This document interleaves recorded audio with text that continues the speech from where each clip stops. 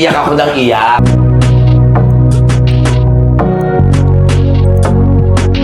Nag-vlog tayo, pero parang nakapagpahinga din talaga tayo. Oo. Yun naman yung purpose natin kung ba't tayo nandito, need to rest, to eat. Well, mag-vlog, tsaka yung mag-bond ulit. Yes. Because aminin nyo, we haven't done this ng Matagal.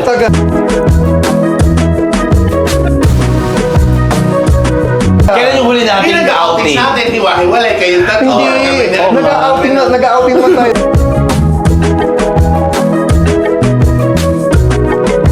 Komedyanteng si Vice Ganda, pinatamaan ng grupo ni Lassie at MC Mua. Kung bago lang kayo dito sa aking YouTube channel, huwag kalimutan mag-subscribe at pindutin niyo na rin ang notification bell para ma-notify kayo sa ating susunod na video. Maraming salamat!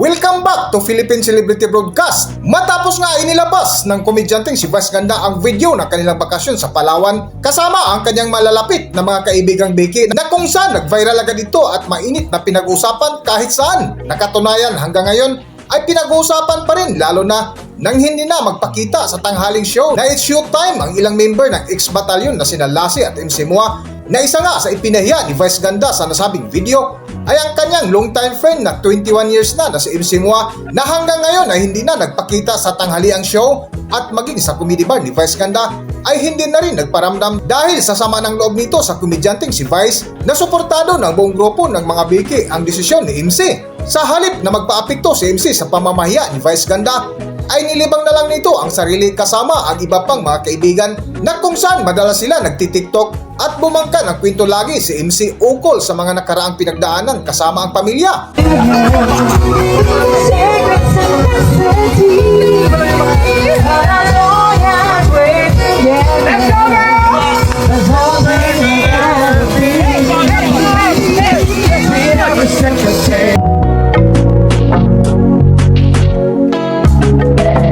Ngunit nitong mga nakalipas na video ng X-Battalion na uploaded sa kanilang social media account, particular sa kanilang YouTube channel, ay nagbakasyon sila kasama ang mga kaibigan na kung saan nauwi sa tawanan ang kanilang kwentuhan na duda nga ng ilang netizens na nakapanood sa nasabing video ay may patama ang kanilang grupo kay Vice Ganda.